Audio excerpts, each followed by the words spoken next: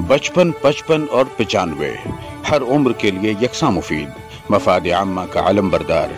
जरूर सब्सक्राइब करें, लाइक करें, शेयर करें और बेल आइकन प्रेस करना न भूलें। Rabbani the scholar YouTube channel.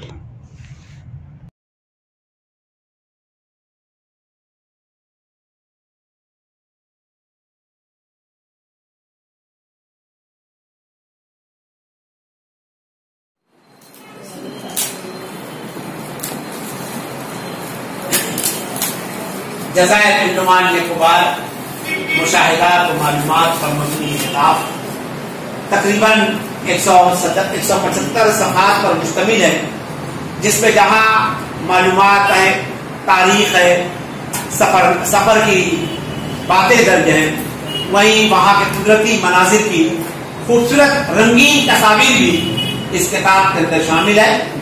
ये किताब आप शफीक फलाही साहब से बराह रास्त हासिल कर सकते हैं। वहीं शहर के सिटी बुक डिपो से, अन्युम बुक डिपो से भी आप ये किताबें हासिल कर सकते हैं। नूरानी बुक डिपो से भी ये किताब आप हासिल कर सकते हैं। अल फुरकान बुक डिपो से भी किताब हासिल कर सकते हैं। इस किताब की कीमत 120 रुपये है। आप इस प्रोग्राम के इख्तिताम पर अम्मार अंसारी से कीमतन ये किताब खरीद सकते हैं। सफाई से कहता हूँ कि आप जरूर इसको ले जाइए, आप मत पढ़िए, बहुत बड़ी जरूरत है। इसमें आपको हर चीज मिलेगी, वहाँ का माहौल, वहाँ की शहरियत, वहाँ का जोग्राफिया और वो तारीख जो हमारे अकाबरीन ने, हम खासतौर से हमारे उलमा कराम ने 1857 के बाद जो सोहबतें, उनका मुख्तसर सा खाका सही, लेकिन इन्होंने उसमें काफी उलमा कराम का जिक्र किया। हमको रश्क भी आता है तो हम किस समाज से, किस मजहब के, किन अकाबरीन के मानने वालों में से या उनकी फैसले करने वालों में से है। हम वहाँ पर इन्होंने ये भी लिखा है कि आपको अगर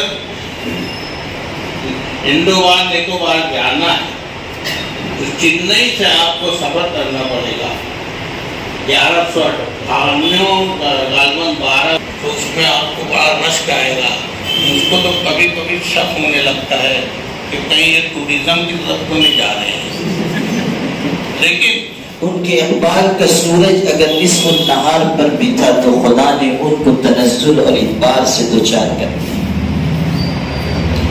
जज़ायर इंडोमान और निकोबार पर गुफ्तगू करते हुए ये हकीकत भी ज़हन में रखनी चाहिए कि एक वक्त वो था कि जब अंग्रेज़ों ने उसी जजीरे को अपने जुल्म और सितम और अपने जौर और उद्वान का मरकज बनाया, और उन लोगों को जो अपने मुल्क की आज़ादी की बात कर रहे थे काला पानी की सज़ा देकर उनकी हिम्मतों को पाबज़ंजीर करने की कोशिश की। लेकिन जब ज़माने ने करवट बदली तो ये पता चला कि जिनकी सल्तनत में सूरज नहीं डूबता था उनको हिंदुस्तान छोड़कर जाना पड़ा, और जमहूरिया नशीन ऐसे थे कि जिनको कैदोबंद की सुहूबतें झेलनी पड़ी, बिन आखिर कामयाबियों ने आगे बढ़कर उनके कदम चूमे। इंसान जिंदगी के मुख्तलिफ तजर्बात से फायदा उठाता है और अपने मुशाहदात और तजर्बात से लोगों को मुशनास करता है। ये उसकी एक फितरी ख्वाहिश है। कभी ये ज़ुबानी होती है और कभी तहरीर की शक्ल में। शफीक अहमद फलाही ने जो देखा उसे उन्होंने अपने कलम के जरिए कैद करने और दूसरों तक पहुंचाने की कोशिश की, और यकीनन उन्होंने कामयाब कोशिश की है। जमील अहमद करांती साहब भी यहाँ कह रहे थे, बस औकात ऐसे महसूस होता है कि किसी की तारीफ में या किसी की काविशों कोशिश की तारीफ में अगर कोई बात कही जा रही है तो वो मुबालगा आमेज है। हालांकि ऐसे लोग जो इल्म और नज़र से वाबस्ता होते हैं वो मुबालगा आमेज बात नहीं करते। जमील करांती साहब ने अगर किताब की भरपूर तारीफ की है तो यकीनन किताब तारीफ की हकदार है, और उन्होंने مصنف کتاب کا صرف حوصلہ نہیں بڑھایا ہے، سچائیوں کی ترجمانی کی۔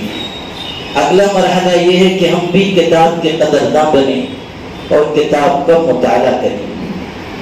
ابھی یاسین اعظمی صاحب یہاں کہہ رہے تھے کہ ہمارے ہاں ماشاءاللہ پچھلی کتاب میلے میں بھی کتابیں فروخت ہوئیں، اس مرتبہ بھی کتابیں فروخت ہوئیں۔ یقیناً یہ ہمارے شہر کے لیے امتیاز و اعزاز کی بات ہے، مگر میرے دل کی یہ پکار ضرور ہے کہ خریدی گئی کتابیں یا ہدیے میں ملی کتابیں ہم کتنا پڑھتے ہیں، اس کا احتساب ہمیں ضرور کرنا چاہیے۔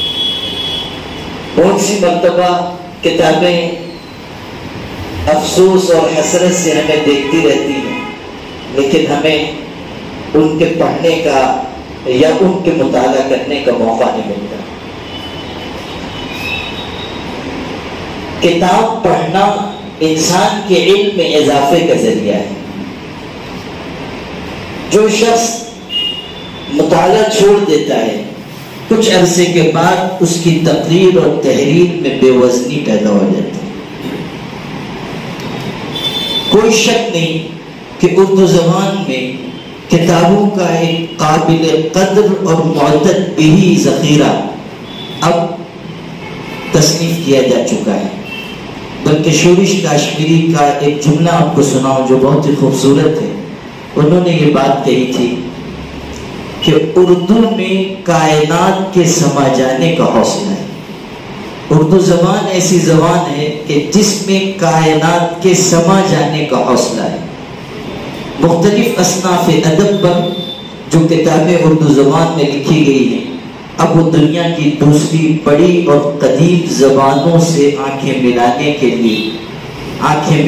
کی حیثیت میں آ چکی ہے۔ مسئلہ یہ نہیں ہے کہ کیا کچھ لکھا جا چکا ہے، احتساب اس کا ہے کہ ہم نے کیا پڑھا ہے اور ہم کیا پڑھ سکتے ہیں۔ مطالعے کی راہ پر چلنے سے ہمارے اندر علم و نظر کی پختگی اور بصیرت و بصارت کی عمدگی پیدا ہوگی۔ شفیق احمد فلاحی صاحب نے اپنی کتاب میں جو کچھ لکھا ہے ان سب پر تبصرے کا موقع نہیں ہے، البتہ 3 پہلو میں مختصراً عرض کرنا چاہتا ہوں۔ پہلی بات،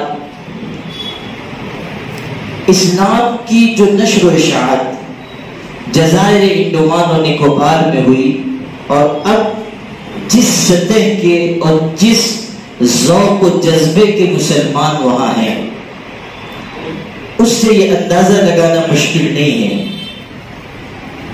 کہ اسلام ایک ایسی عالمگیر اور ازلی اور ابدی صداقت ہے کہ چاہے دنیا اس کو کتنا ہی نظر انداز کیوں نہ کرے، وہ اپنا آپ منوانے کی پوری صلاحیت رکھتی ہے۔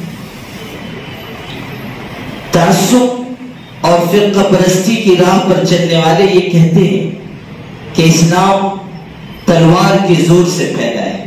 میں یہ کہتا ہوں کہ آپ کی بات صحیح ہے، مگر اسلام لوہے یا فولاد کی تلوار کے زور سے دنیا میں نہیں پھیلا، ایمان و یقین اور اخلاق و عمل کی تلوار کے ذریعے دنیا میں پھیلا ہے۔ جن جزائر میں مسلمانوں اور اسلام کو زوال اور پستی سے دوچار کرنے کی کوشش ہوئی، وہی اس طرح کے مخلص، تعلیم یافتہ، تحریکی اور ملی جذبہ رکھنے والے مسلمان آج موجود ہیں کہ جو اپنی پوری ملت کے لیے اور اپنے علاقے کے مسلمانوں کے لیے ہر طرح کی قربانی دینے کے لیے تیار ہیں۔ یہ اسلام کی ازلی اور ابدی صداقت کا نشان ہے۔ دوسری بات،